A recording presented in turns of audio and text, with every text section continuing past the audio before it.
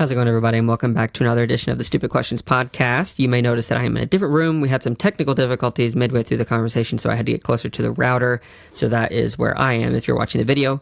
But today we're going to be listening to a conversation with Caroline Kaplan that I just had. She is a professional triathlete on the Working Triathlete Triathlon team.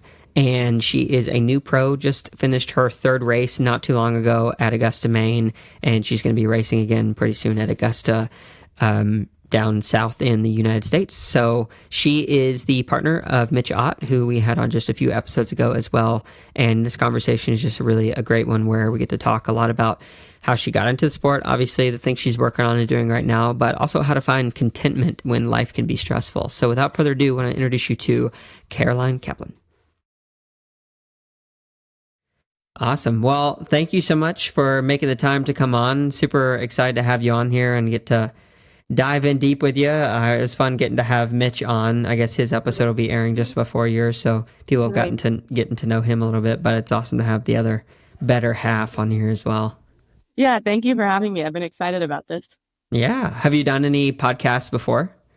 I did two other ones, one with Working Triathlete, okay, and sweet. Then another podcast called the Yogi Triathlete. So okay, nice. I haven't heard of that one. It's crazy how many podcasts have been popping up here recently. Yeah, there are a lot. Yours seems to be doing really well. Yeah, it's going. It's a slow growth. So I'm the kind of person that always tries to push the envelope to try to make things grow probably a little bit too fast, and marry myself to the numbers a little bit too much. But I was listening to a Joe Rogan podcast the other day, and he was saying he didn't even look at his stats for the first 5 years. So I'm trying to adopt that mindset, just focus on the content and stuff like that. But no, it's been going super great. I've learned a ton. It's crazy. It's already 75 episodes in. Wow. Yeah, I really enjoy listening to it. And I like how you have every type of person, even low tier pro like me, but it's everyone has a story, even if we're not big known yet, but it's still cool to hear everyone's thoughts and perspectives. So yeah, it really is. I've really enjoyed it. I've got some cool people who hopefully not many people have heard of to come in the future as well. But yeah, it's taught me a ton, just from how to ask, I think, questions, but how to listen better. I think it's helping my marriage. So it's there's positives all around.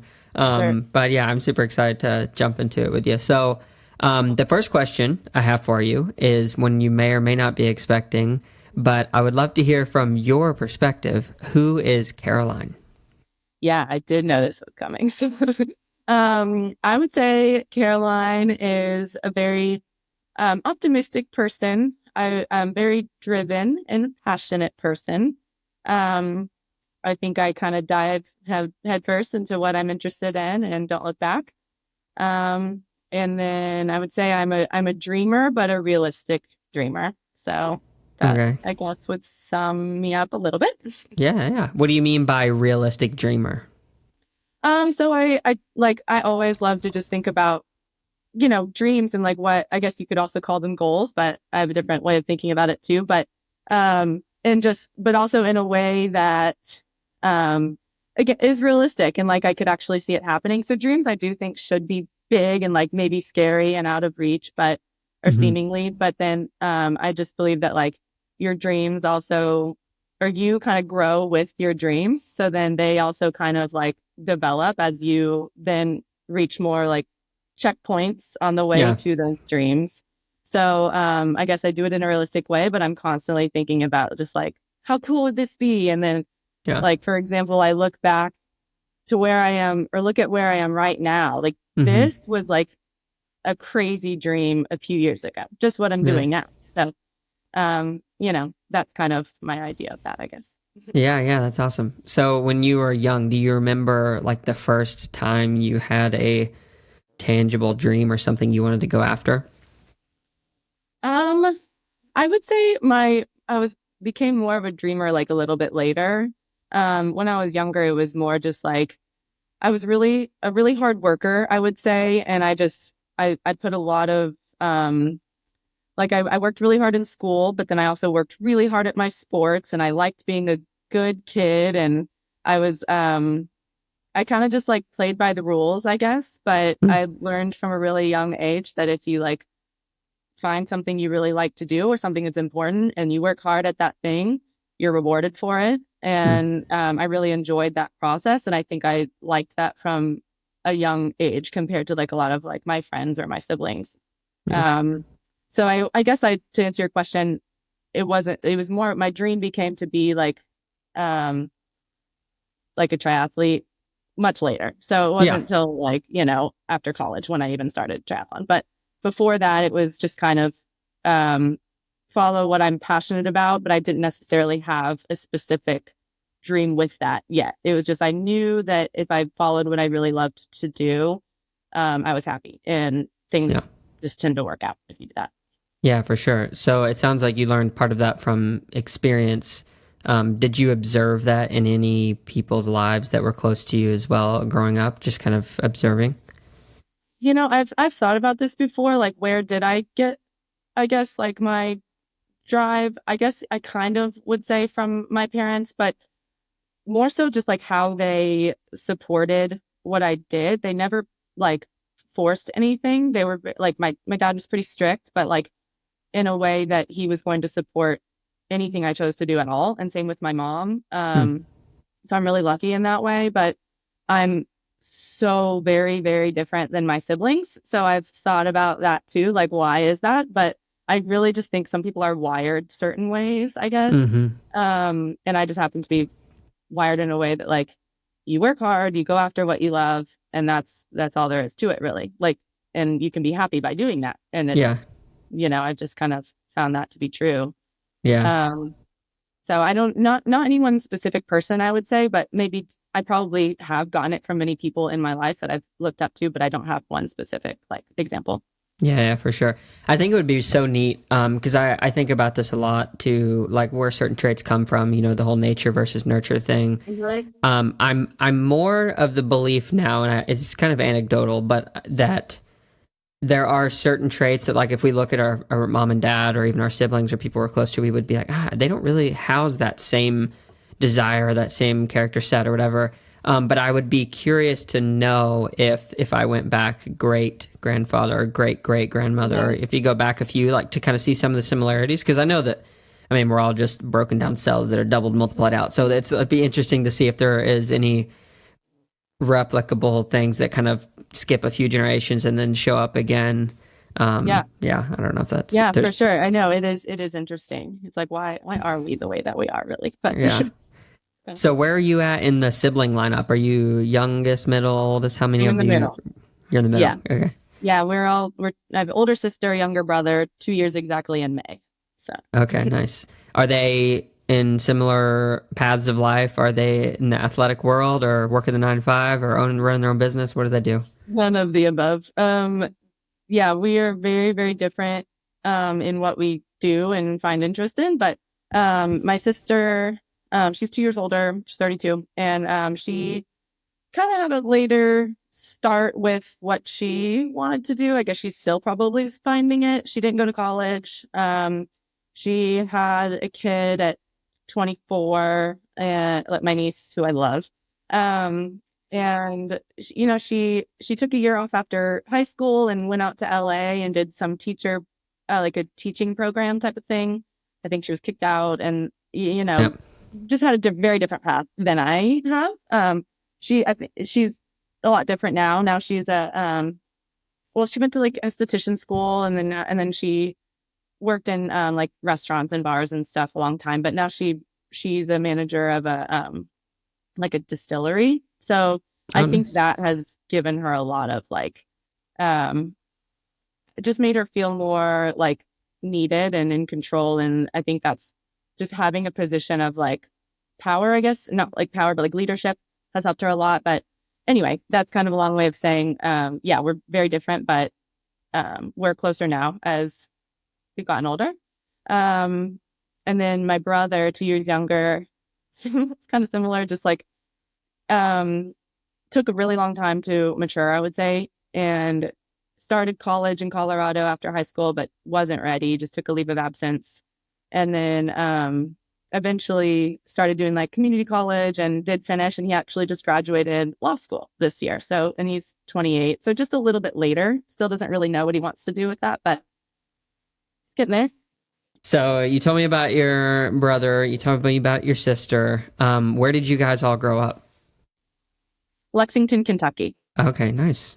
Not too far from me. I was in Louisville for a while, back and forth between there and North Carolina, actually. Oh, were you? Yeah. Yeah, I love Kentucky. Really? Do you think you'd ever move back? I used to, but no, not anymore. I went to school in Indiana, and then I did go back, and I lived there and worked there for a while, and then I love it, but I was still kind of like, I knew I'd move again. It was just kind of, it's comfortable and I still love it, but I've outgrown it, I think. Yeah. And then I moved to Florida for like a year, and then now I'm here. Okay, nice. Favorite place you've lived of all of them? Still Kentucky? Probably Kentucky. Yeah, for sure. I did love Florida though. I really did. I just wasn't there long enough, and I was in Central Florida, so like nothing great about it, but I love the year-round sunshine. I just love like the heat, and that's what I really wanted. So Yeah. but then I met Mitch, and he was ready to leave. So Yeah, here we yeah. are. Yeah, we'll see what you guys end up doing. I think he actually, when I talked to him, he may have mentioned something about Florida Yeah, because he grew up there. Oh, okay, that's what it was. Yeah. Okay, yeah. Yeah, he grew up like north of Orlando. Yeah, Florida's great. I love well, I should rephrase that. Certain parts of Florida, I think, are great. I would live like Cocoa Beach or somewhere where it's like more surfy, probably on the Atlantic side, but the just flat and hot is just really hard for me. Like my mom lives in Oklahoma City, and outside of Oklahoma City and Tulsa and around those areas, and it's just like, that's a tough place to live. It is. There's not much change. It's just kind of the same all year. So I do love like having the seasons now. I think a year was perfect because I loved it enough that like I got to skip one winter, but having to do that all the time, I think would get old. Yeah. It's nice having the seasons, even though I hate the cold, but I can deal with it for a few months. Yeah, for sure. Having 4 seasons can actually be a nice thing. So going back a little bit to like your early school days, like grade school, moving into middle school, what were those years of your life like? And were you at that point starting to get involved in sports at all? Yeah. So I would definitely say I was a tomboy. But and I was a very chubby kid. Oh, really? And yeah. And like I don't know. And anyway, I was into always swimming. I was always a swimmer. I loved like summer swimming, and I was like, all my friends hated it, and I would cry if like a swim meet got canceled or anything like that. So I loved it. And then I rode horses for 5 years. So Kentucky girl. Yeah. So that was a big thing for me. I learned a lot about just like, I would go out every Saturday and just work on the farm, and then I would take, lessons for riding. But I just really learned a lot about like structure and discipline and just hard work in general. And I think that was a big thing for me. And then I kind of stopped that when I got more into soccer. So soccer was my main sport growing up through high school. And swimming, but I only did like a club, like year-round swimming, like 2 years, and then I would do it just for my high school. So I started swimming for my high school in 7th grade. So then that was still a big sport, but I did both. Yeah. So if you could, yeah. I was gonna say, well, you're just gonna say about like just me in general as a kid, like I think I definitely had a bully phase. Like you were being a bully? I was a bully. Really? Tell me about that. Where did that come from? Not bad, but I think it was more like an insecurity thing. You know how bullies, just tend to be that way. And I think coming from like being a chubby kid, I don't know. And then I just like fully grew out of that. But at one point, like I remember going from like, I think it was like from 7th to 8th grade, I like grew 4 inches and just like stretched out. Oh, wow. And now I'm like 5'10", but I don't know. And I didn't really, I think before that, I was like really insecure about like how like I was athletic and I was active constantly. And I just didn't understand why I didn't look like my friends. And I think that really bothered me, but it also like made me really interested in like health and wellness at a very young age in a way that was like, very different than like my friends. I don't know. But anyway, that's kind of how I was as a kid. But on top of that, very like active constantly was just playing with my best friends who lived in my neighborhood. It was like every day you get home from school, where are we meeting today? And yeah, that was like a huge part of my childhood, just kind of having fun and just being active in general. Yeah, for sure. So the insecurity part, I want to poke at that a little bit because I think it's interesting. So I'm thinking about my own experience when I was younger. I've always been short. Like I'm 5'5". I'll even claim like an extra quarter inch every once in a while just to make myself feel good. But and now I really have gotten to a place where I do love actually being short and smaller. There's a lot of advantages to that, especially. Well, yeah, we can talk about those advantages later. But in terms of you, in I guess my story, I was thinking like when I got older, like how I physically looked would be on my mind constantly, especially in the area of like, oh, I wanted, because when I'd see like the blonde haired, blue eyed, thin hair, shredded looking dude, like I always wanted that when I was younger. And then when I got older, like I would always be like, look at myself in the mirror, and it was like unhealthy obsession with like, I want this, but I don't have that. Yeah. And it took a while to kind of get past that. And triathlon helped because, I mean, I'm in better shape than I've ever been, but just kind of letting go of some of those things and seeing the different body types of people who are out there who are really good at our sport. You've got a wide spectrum. So did you ever struggle with that when you got like becoming still athletic? Did you have any kind of negative view of yourself that you had to push through and work through it all? Yeah, definitely. So yeah, I think when I naturally just kind of like stretched out, I then had this fear of like getting chubby again. And so then I became a little obsessive with like nutrition and exercise. And while I loved exercise anyway for sport and I just enjoyed it, I also, was really conscious of like, this is what you have to do to be lean. And became very obsessive with, nutrition. And I guess I would say going into college, that was like, kind of the peak of like obsessed with it. And I guess, I mean, I would like track everything I ate and got caught up in like the low carb craze. And I tried like every diet under the sun. And well, in the meantime, I was still just very athletic and active, and it never set me back from that. Mm-hmm.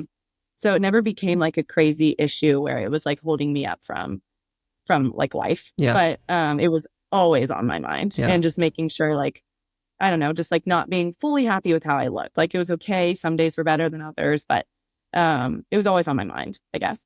And so, yeah, I guess I definitely like struggled with that, but not to the extent that some people do, I guess. But in a way that just kind of almost made me want to like pursue like education in like health and nutrition. And that's kind of where that came from. Like I want to learn more about how I can make myself feel better, I guess. So.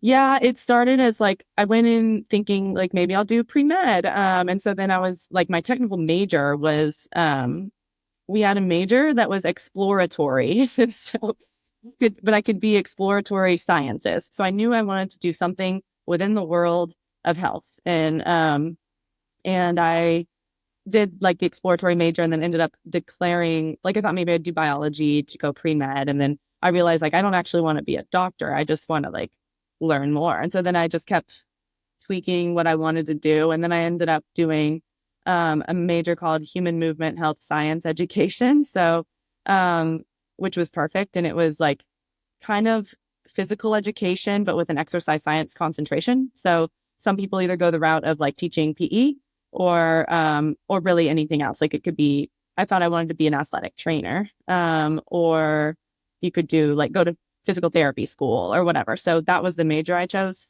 with a minor in recreation and sports studies. So, in my major, you take like every type of sport. So I had like a credit hour in literally every sport.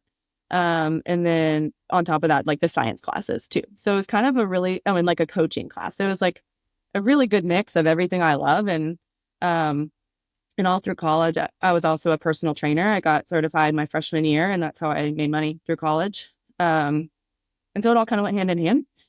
And then I walked on the track and cross country team my junior year. So very random. Yeah. So I played like club soccer my freshman year, and I actually played club ultimate frisbee for like 3 years. Oh, that's And awesome. it was like in a travel like adult ultimate team too. Like I played for Butler, and then also I went to Butler. It's in Indianapolis.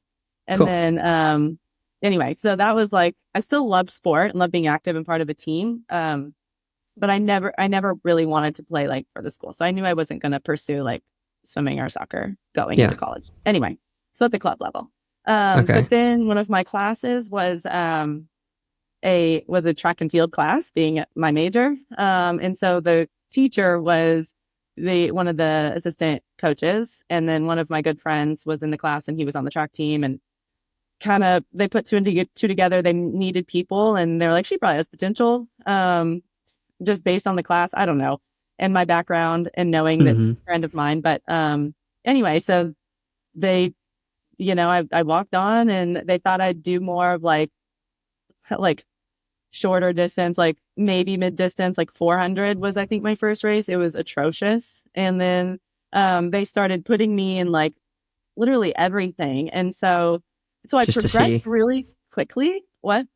just to see like what you were potentially good Yeah. at.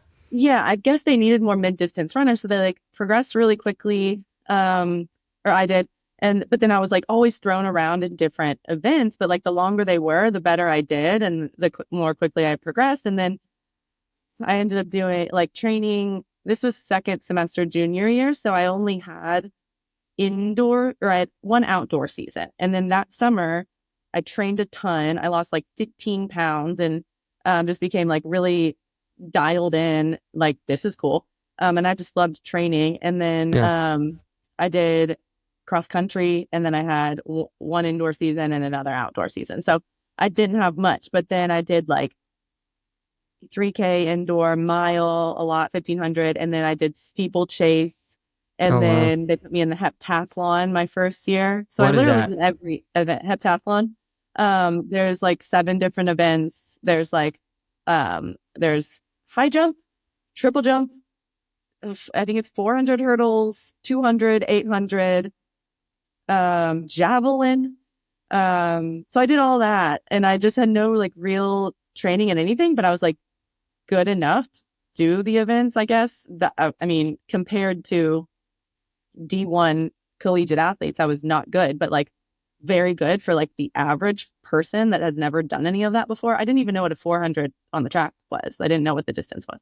So, Wow. anyway, became super in love with it and ended up being good at the distance, and like in cross country, it ended up being like the seventh girl on the team. And then, um, again, like good for me being where I was, not the best by any means, but like I was right up there, training with them. And Yeah. so then I graduated, and I was like, wait, I love this. I want to do more. So then I just kept like running, and I wanted a way to stay in shape too. But I like having goals with it and like structure. And so, did like a half marathon, didn't really know how to train for that long of a distance. And then ended up finding a triathlon coach because I had always like, I didn't really know anything about it. I didn't even know being a professional triathlete was a thing. But I was like, I swim, I run. How hard can a bike be? So I just started doing that, found a coach in Lexington, and then just, yeah, at first it was just for fun and for training. And then I just became better and better and, had more goals within that. So here we are. So you get your own triathlon coach. You're starting into like find this sport. Did you ever look back and think like, oh, maybe I want to go back to the cross country, do some of the more of the indoor outdoor track stuff, or you were just like, no, this is it. Well, no, because I like had graduated. I didn't really know how to go. I would go about that. Like I thought you run in college and then that's that. I didn't know a lot. Yeah, Like, yeah, and so I didn't really know how else to pursue that. right. But I knew I loved to run anyway, and I've always loved variety, and I knew that like swimming and biking would help me not get injured. Right. And yeah, and then I fell in love with triathlon, so I never looked back. Okay. Um, yeah. Yeah, it's interesting when you said that because I talked with a few other athletes and it sounds like there really wasn't much to be able to do if you wanted to pursue that after, at least, or swimming or any of like the traditional kind of college sports. It sounds like now that that's changing a little bit. Like there's more programs where you can still even train with colleges and universities and programs, but it wasn't as available back then. But yeah, I wouldn't have known how to go about it. And I certainly wasn't good enough running wise to be like a professional runner. Yeah. So like that was never really a thought. Yeah. I just didn't really know what else to do. But yeah, I was in the little 5K, just like it's called like a donut dash in Lexington, and then I won it. And my like the announcer, he was like asking questions, and I was like, triathlon sounds pretty cool. Thought about doing that. And he like called over on the announcer, like the speaker, like his friend, who's a coach, a big local coach in Lexington, and then hooked us up, and the rest is history. So she was my coach for like 4 or 5 years till I moved here to Tennessee. Okay. So. Did you change coaches because of the like physical location move, or was it just you want to trust someone else? He was still coaching me when I moved to Florida, and then I met Mitch, and that like it was still like I was still constantly progressing, and it was like at the time it was like getting my pro card would be so cool. Like that's the thought at that time. And anyway, then Mitch kind of told me about Working Triathlete, the team I'm with now. And then when I like committed to that, I wanted to be closer to the team. So then that's when we decided to move to Nashville, and I made the coaching switch. Okay. And she was nothing but supportive, like very, it was good. And we're still good friends. And, but yeah, that's when that happened. Okay. So as you said, you were starting to progress, and then your vision shifted a little bit toward, I want to maybe get my pro card. Talk to me about the lead up to that, and then actually executing on making that happen.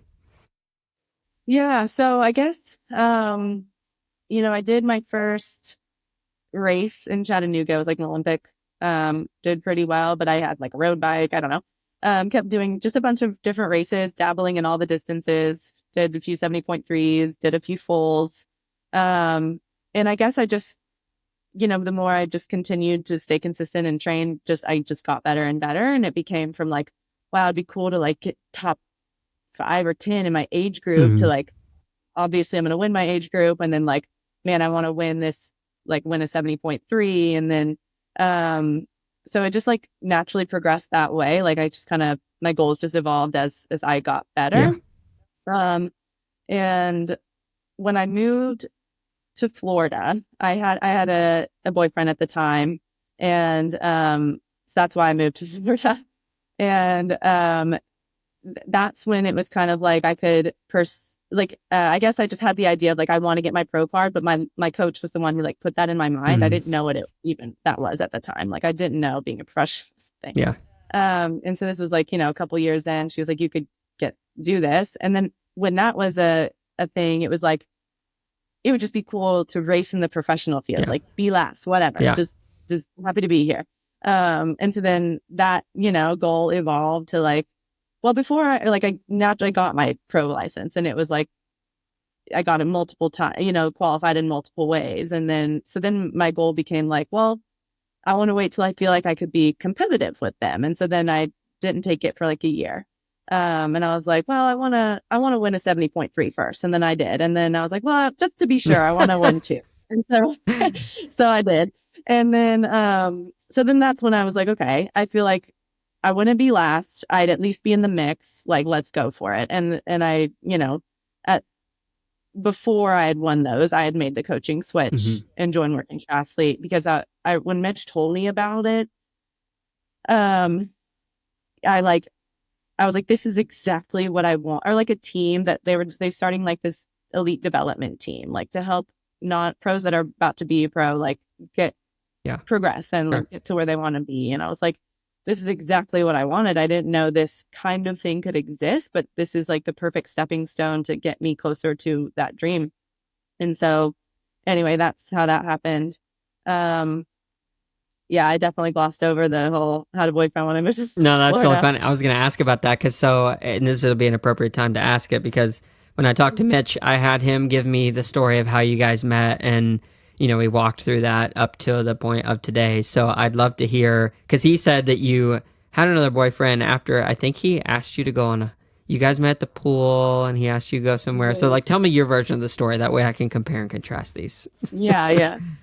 So, I had been dating this other person for, I was like 4 years at the time. And so, but it was just very rocky. He had a lot of issues and it was always like, well, it'll get better kind of thing. But I always knew in the back of my mind, like something's missing, but like it wasn't enough to leave, but I just kind of got stuck, and like thought I loved him, but just didn't. And that's what it came down to. And but he was extremely supportive and like my dreams I had for myself and wanted to make part of his dream to make my dream happen. And so that's, great to think about. And, he loved me very much and was like obsessed with me, but I think it was almost to a fault.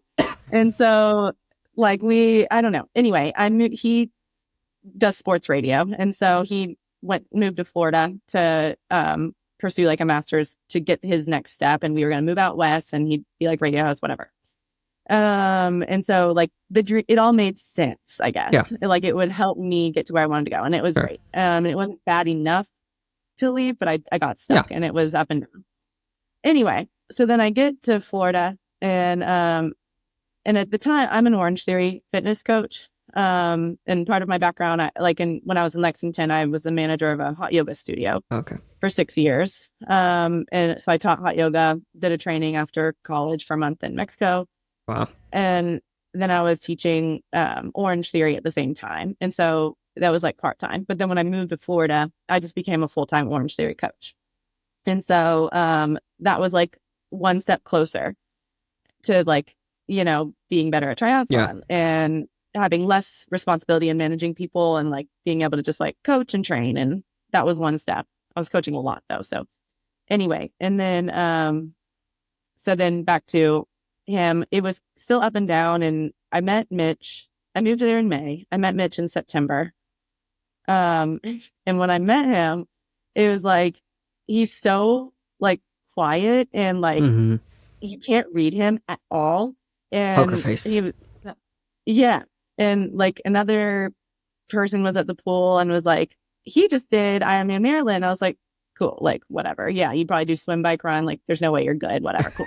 I love it. And so then he still was like quiet. He's like, yeah.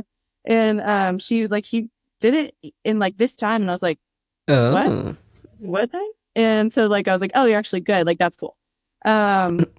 Anyway, but like I saw him as this like young kid and that I could like, I don't know. Anyway, after that swim, we were both at our cars. We were both about to go for a run. He asked me to run with him. So then, we were running and I was just like chatting his ear off as I do. And for every like 30 words I say, he probably said one, but, but I mentioned my boyfriend many times and it was just kind of like telling him about, he says I mentioned him a ton. I really don't. He did think say I did that. So I was wondering, did you mention it to like say, oh, I am taken, or were you trying to elicit, you should try to take me?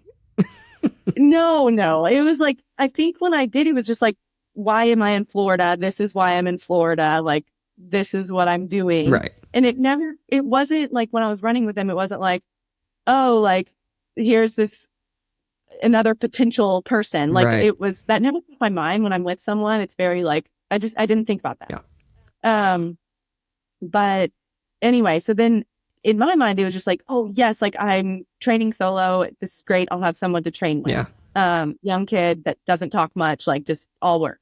And so that was kind of like what I thought. And then we started like, seeing each other more at the pool and there's a track next to it and that's where I would do my track workouts. And so we started doing track workouts together. And he had like this Russian crazy coach that taught swimming at the pool that we swam at too. And I kind of had known him. And so we all started anyway. So we started training together more. And then I think at one point I was just like, well, one backtrack. Like I also didn't even know if he was attractive to me. Because like he always had a hat on. You didn't know if he was attractive to you. I didn't know if I was attracted to him. Yeah. Because he always had a hat on or a swim cap, goggles, sunglasses, like something. And there was just one day at the pool and he like took off his cap and goggles, and I was Shook like, his hair. oh no. I was like, you're so cute. Like, I'm very attracted to him. This isn't good.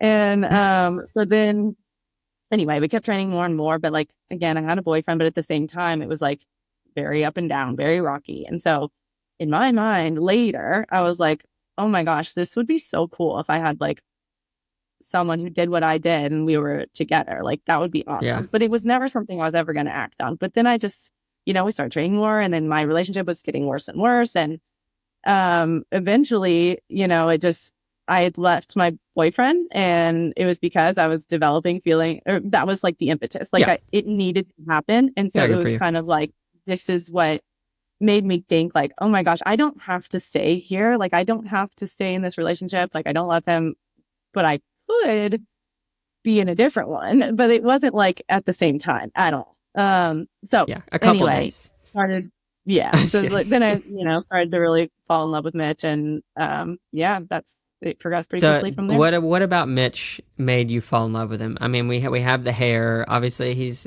built well. He was a rower, so he's got the upper body. But what is the character traits of Mitch that you were like, I think that I could see myself with this guy?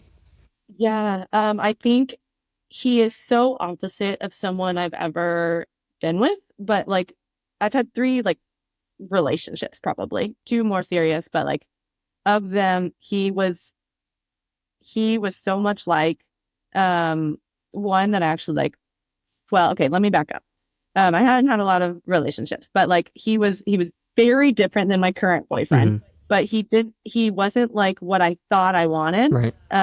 Like on paper, he was not like what I thought would work well with me.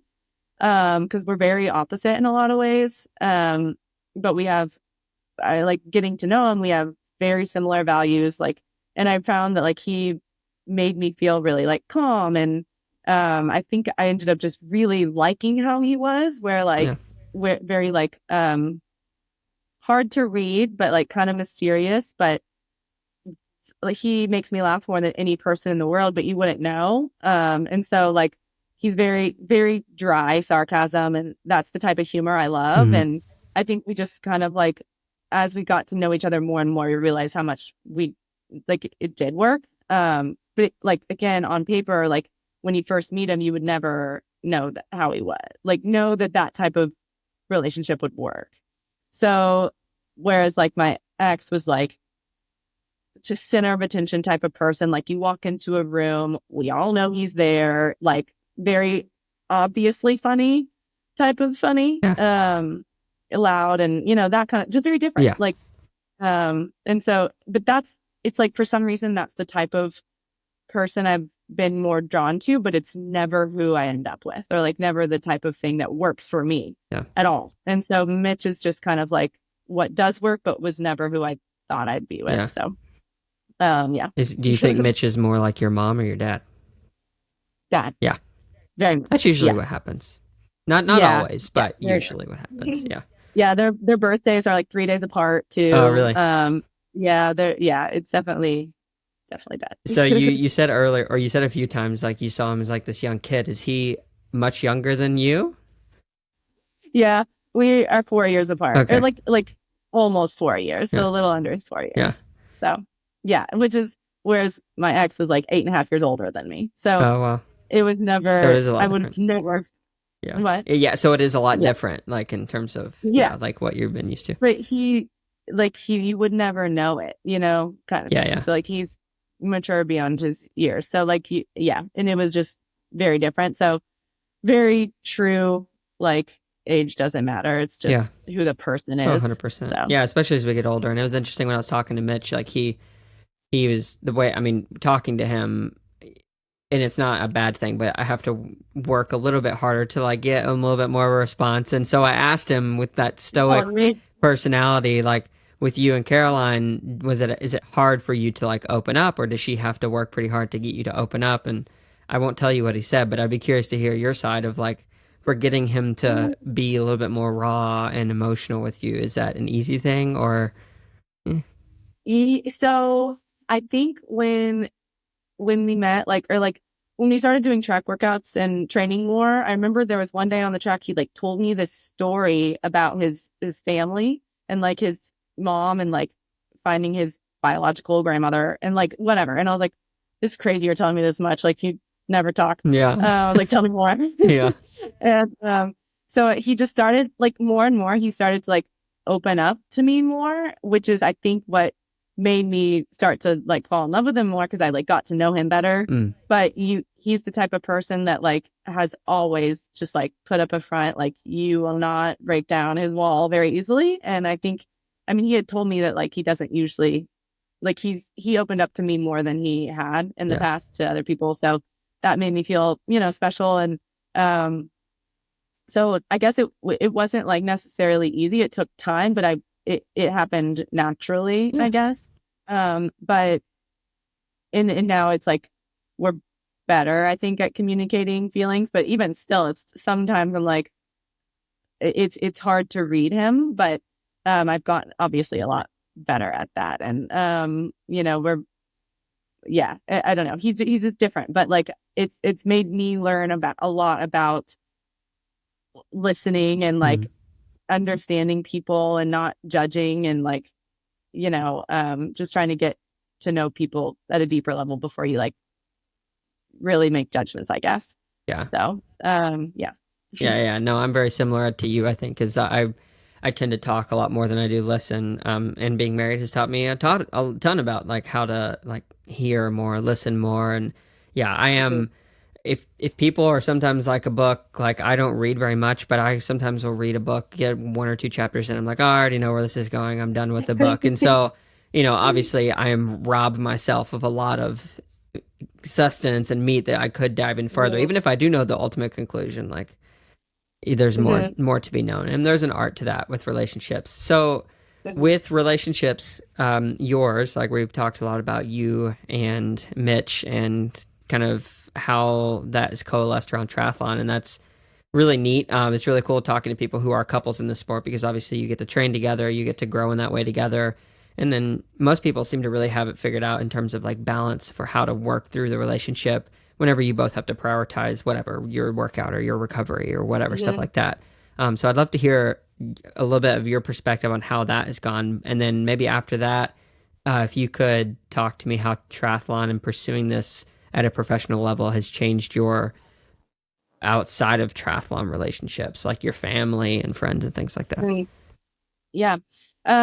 With Mitch and I think at first, like it was just so much fun. And like neither of us had a situation like this. So, it was very like easy. It just kind of fit well. We enjoyed training together, but, and then we moved here pretty quickly. Like we, you know, started officially dating in like February, and then moved to Florida, moved to Tennessee together in June. So like it was quick. And so we skipped a lot of stages, I guess you could say. And so, I lived with him and his mom for a month before we moved here. So it was like we forgot because I had to move out of my boyfriend's, lived with a coworker. Anyway, it was a whole thing. Yeah. And so I guess we got into a routine very quickly. And you know, it was kind of like, this is just how it is. We didn't know any other way. We both trained. We both, you know, had to also figure out this new life together at the same time in Nashville because we had just moved. And so I think that part was natural, but then it like later is when it started having its challenges where because I think I wouldn't change it. Like it's a lot of fun, but it definitely still has its challenges because you have to like learn how to have your relationship and triathlon, but ours are fully together. And so that's where it can get tough sometimes. And we have to remember like this is like training time and then like more quality couple time. And so we do try to like have that specific carved out time, I guess. And then like we run into like with races, it's like if we're both racing, you know, we both want the most out of ourselves. And we might need different things. And so having to coordinate that and, you know, like just how we both deal with going into races can make things a little bit rocky. but in like, we both get anxiety, and it's like how we deal with that. Because we're both like separate people. Sure. And have separate racing goals, but like we're doing this together too. So like it can be challenging, but I still love it. Like I wouldn't change it. It's just obviously there's gonna be like that is something that can be tough. But overall it's like a dream, Yeah. So with that, like you're still figuring that out, but in terms of like your relationships with people outside of triathlon and like your friendships and everyone as you've been pursuing this professional career, how does that played into your changing of life, I guess? Yeah. So I guess a lot of my friends now are in triathlon just because when I moved to Nashville, Yeah. that's like the people I knew. And so like that's who I'll, train with and have group sessions with. But as far as like my friends back home, we're very different. And we're still friends. We just, since I'm here and they're there, like we don't, hang out that much, but like our lifestyle is vastly different. Yeah. So, and while they think it's really cool what I do and everything, like I guess I've probably grown apart from a lot of them too. One, just from moving, but also like just how my life is now. So it is really nice. I like when I go home, I do try to make a point to like see the people that I still want to see and like those relationships that I know that I want to keep. Mm-hmm. But yeah, other than that, I don't have like a ton of good friends from like growing up anymore. Yeah. It's more like my adult friends. Yeah. Yeah. But as for my family, like my brother and sister don't really understand at all what I do, but my sister did come to my last race. Oh, cool. And that was fun, but like they don't really get it. But and then my parents, like we're still close. I could keep up with, like I call them a lot, but yeah, they also, and they're very supportive, but they also don't like fully get it. They never were athletes or anything like that. So, but yeah, as far as relationships outside of triathlon, a lot of it is just triathlon now. Yeah. Do you think that it'll be hard whenever you move away from the sport to continue? Because I know that, for you, this has become more and more a piece of your identity. And like you said, your community's built around it. Your closest relationship is built around it. In terms of how you identify with yourself, do you think it would be difficult when it is time to kind of close out this chapter of your life? Would it be difficult to move on to something else? I don't think it would. Do you mean in terms of relationships or like what I do next, or? Yeah, I think relationships. Because I mean, you'll still have those friends, but yeah, I'd be curious to hear what you think. Yeah, I think I've thought about this because like as I am, or like as I get older and like don't have the same connection to the friends I had earlier, it's like which relationships would I want to keep or like want to still keep intact. And I think I have a select few for sure. And I think maybe if I like once I don't do triathlon anymore, I'll work a little bit harder at trying to like rekindle those relationships.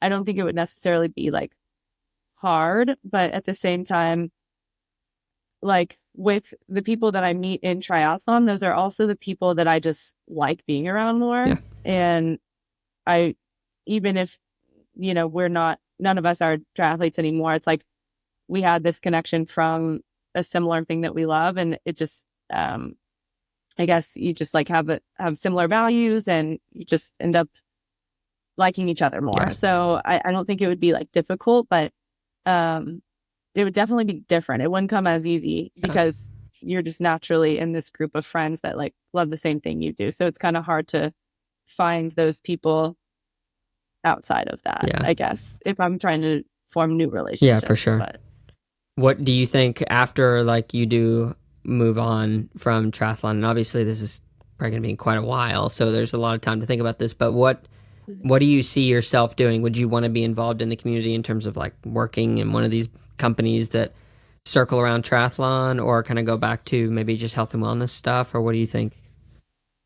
Yeah, I think, well, right now I actually am coaching triathlon for Working Triathlete. So I think, and I love coaching, and I think that I will just pretty much want to keep doing that. I think I know that I still want to be in if not the world of triathlon, like the world of endurance sport or fitness in general, fitness and wellness. And I still love coaching Orange Theory Fitness. I'm only there twice a week now that I've kind of made the move to working from home more to coach triathlon. But I think like I like the way I've kind of aligned that now, so that once I do have to retire from triathlon, that like I'm kind of naturally set to at least keep doing that, but probably something bigger. I just don't know exactly what that would look like yet. Like maybe Mitch and I start like a community kind of thing, coaching, but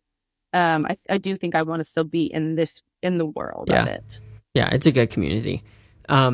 So with the whole professional thing now, like you talked to me earlier about as you progressed in this, your goals kind of changed, and I would imagine that your idea of success has changed quite a bit as well, because like now you're fully invested into this lifestyle and the sport. So what does success look like now for you compared to what it did even a year ago? Yeah, that's a good question. It has changed so much of like what I do see as success. So I think, I want to be competitive. I want to win money at races, but I think I want to be able to support myself from triathlon. So I think that would be a really big way, or that is how I would see success. But at the same time, like back to how I say I'm like a realistic dreamer, like if I never got to a point where I'm like, within the top of the females, I think I'd still be content with at least making sure that I'm seeing progress in my performance.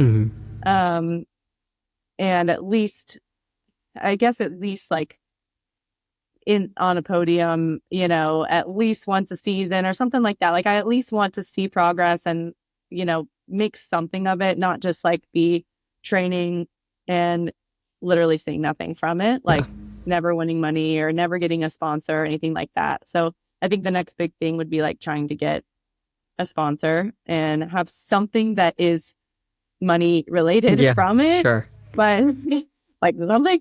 But I also still like I'm very new. I've only done 3 pro races so far. So I think with like how I am progressing now, like I'm on the right track. It's just I'm very aware that it takes a lot of time, and some people, are professionals for 5-10 years before they see real success. So I do have like, I guess like small goals along the way, but I'd be content doing what I'm doing anyway. Like I would want to do it anyway. So if I'm not winning or getting money through triathlon, I at least again would be doing it anyway. And I have other avenues to win money, even though the ultimate goal would be to support myself through triathlon itself. But I can't imagine it's easy. I mean, once you get there, it's like you've made it to that point in terms of like getting your license, but like you're saying, racing in a pro field and then doing well, it's like the mountain is ever steeper, especially with the level of competition that seems to be climbing every single year. I've only been part of the sport for now like 4 years, and it's been wild to witness just how it's changed so much.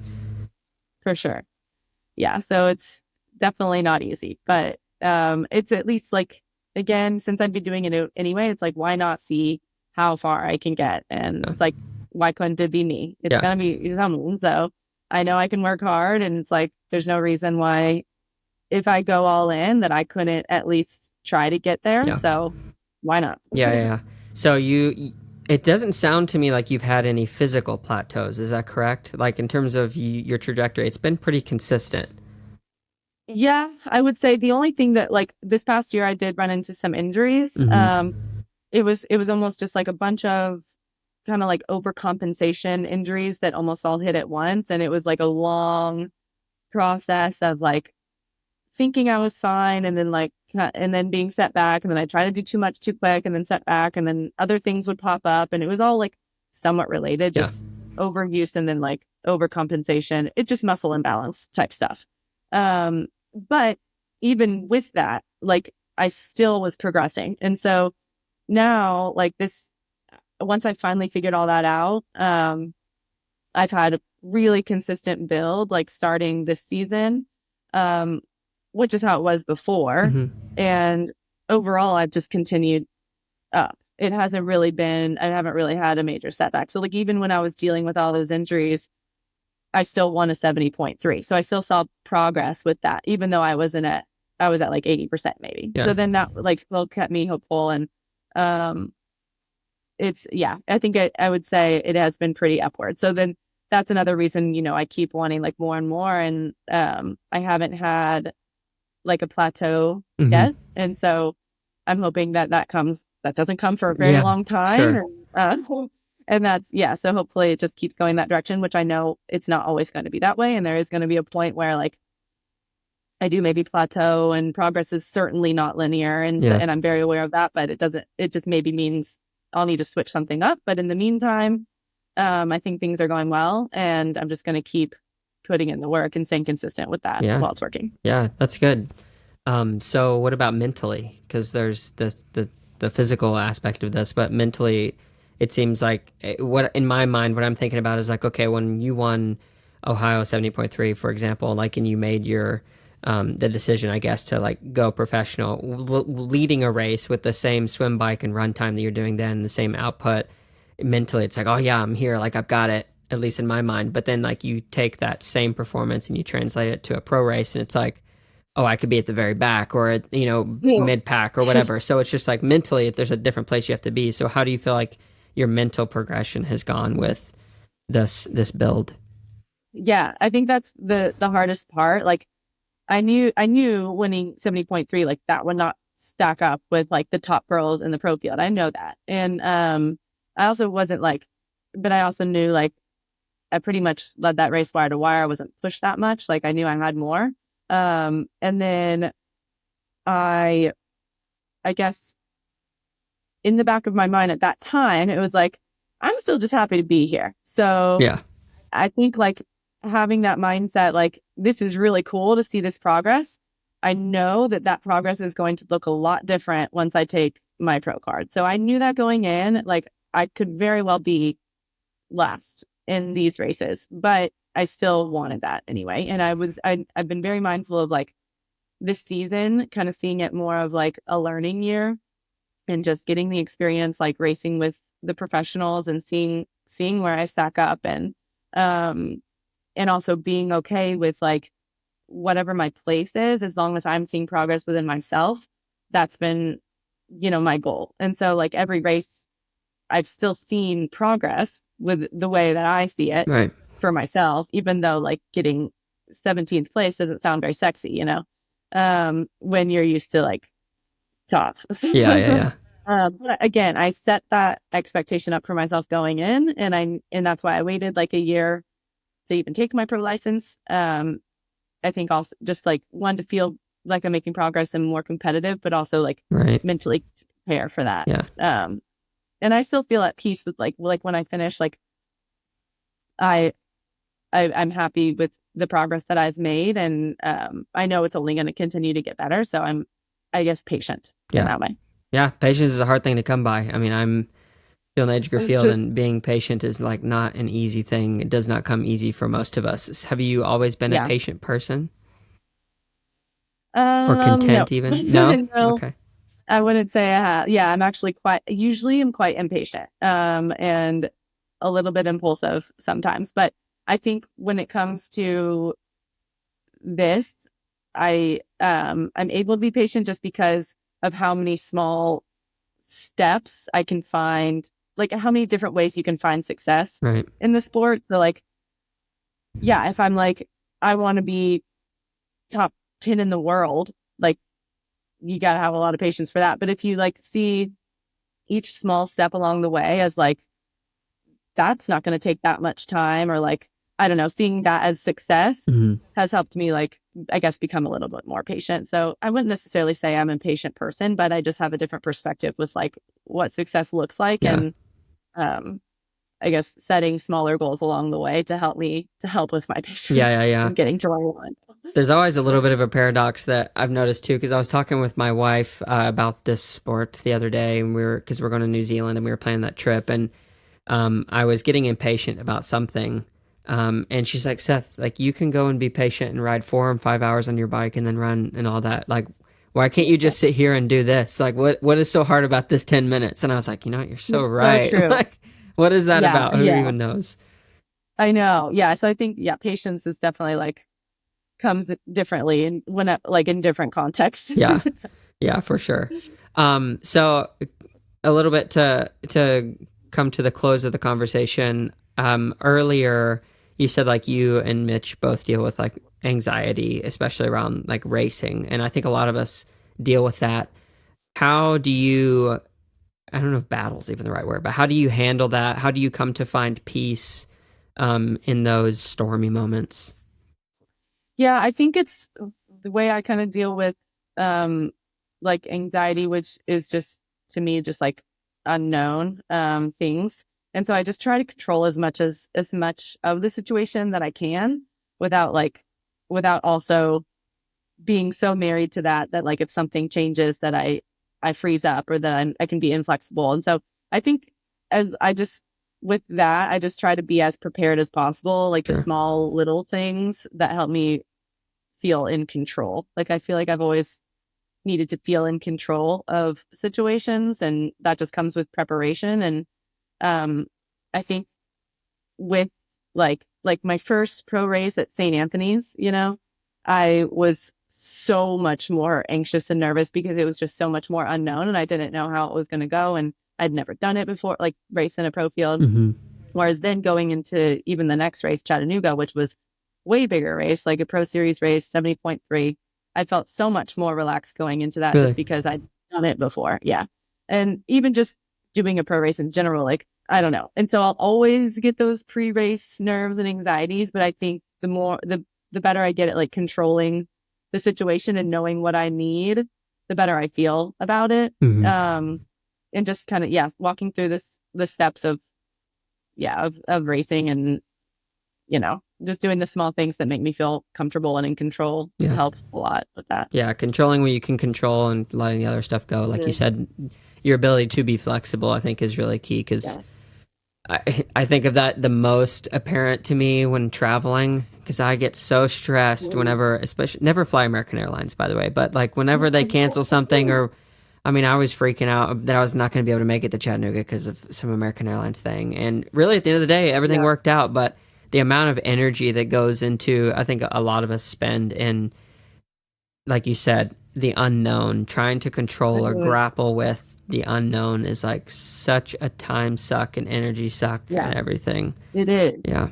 Yeah, I think going into our last race, we just raced Maine 70.3, and like we went in like, okay, let's just have the expectation of everything's going to go horribly. Yeah. And so then when things go okay, we're like, this is good. Yeah. And so, just kind of like expecting the worst, but hoping for the best kind of mindset. So, that worked out well for us. But, there's obviously going to be things that you can't control. Right. So just controlling things you can and, just learning to pivot and, making the most of what you can when things don't go your way. And I think that's definitely important with triathlon, with how many variables there are and things never go perfectly ever. So like knowing that going in is good and just preparing for that, I guess. Yeah.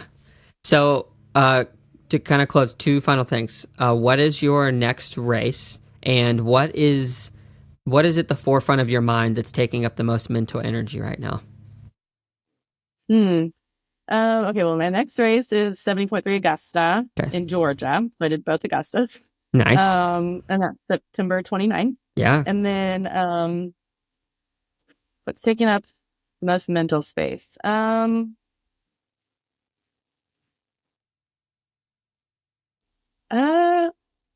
nothing, I guess really the thing I would say is like on a financial side, like money. I think it would be making sure I'm comfortable with like getting more athletes and not feeling like I'm in a hole every month, and that's also progressed better and better. But like, but honestly, Seth, like I'm pretty happy, and there's nothing that's like really plaguing my mind like all the time. And I think I've just, as I've gotten older, I've also become more of a person like that. Like I'm pretty optimistic, and I really like control and structure, but I've also like learned to be very content with what I'm doing and try to just, I don't know, make the most of what I'm doing and remember that like I can choose whatever I want to do. So I'm doing this because I love it and it's what makes me happy. And so anyway, with that being said, there's nothing that's like really ever stressed me out too much. And then things that do, it's kind of like, okay, well, within that, do what you can to control it and then just like go about your day. And so that's kind of how I try to live my life. Yeah, good. That's awesome. So then to close, give us some advice for the people such as myself who do struggle with kind of these things we're circling around, being prepared as much as you can, letting go of the control, finding contentment, having the expectations set realistically. How do you start to, or how did you start to adapt these different principles and mindsets to be able to live a life where you can have, like you said, the financial struggle, or you're trying to figure out things and there's plenty of opportunity to be stressed, but you are finding peace in that? Yeah, I think it all starts with just like, you've got to be passionate about what you're doing. And you've got to like really love what you're doing, or else it is so much harder to find peace in the struggles. And so I think just like, take it back to the basics, figure out what you truly love and what truly makes you happy and you enjoy doing, and then kind of find a way to pursue a life around that. And that's kind of like how I got to where I am. It's like, I know that this is what makes me happy. I know that the world has a lot of stressors. There's a lot of things that are not going my way, but like, I know that like my life is kind of focused on the things that make me happy. And there's no reason to like stress about the things that don't, because they're not serving you and they're going to happen anyway. So it's like, I don't know, just focus on the things that are going to make you happy, and things just tend to go your way. Yeah. Like I don't know. I've kind of found that to be true. Yeah. Beautiful advice. Awesome. Well, Caroline, thank you so much for taking the time and for allowing me to dive in. Sorry about some of the technical hiccups, obviously, but you did great, and really excited to see how it goes for Augusta. We'll try to release this one before that one, so it makes even more sense. But yeah, cool. Really appreciate it. Yeah, thank you so much. This was fun. Yeah, awesome. Thank you so much to Caroline for coming on and for spending some time with me and allowing me to ask some questions about her life. Yeah, as she said, do what you love, stick to the basics, get back to the simple things. Those are the things that I think are going to make the most difference in our lives when trying to find contentment. So shout out to her for such awesome wisdom there, and really looking forward to see how she continues to progress through this.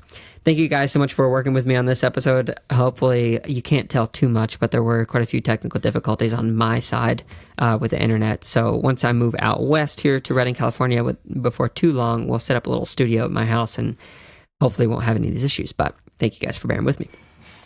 If you made it to this point in the episode, though, just want to say thank you so much. Really appreciate you being here. If you are watching on Spotify or listening on Spotify or Apple Podcasts, YouTube, any of those places, if you wouldn't mind dropping a like, a comment, a subscribe, a review, any and all of those things really do help continue to grow this podcast, and really appreciate that. We thank you guys for all being here. Yeah, it's just been a dream. I've learned a ton and really appreciate it. If you also want to sign up for the newsletter, you can do so at the stupidquestions.show website. And before too long, we'll actually start sending out a newsletter. I promise. I've been working on some stuff. So, all right. Thank you guys so much. We'll catch you in the next one. Peace.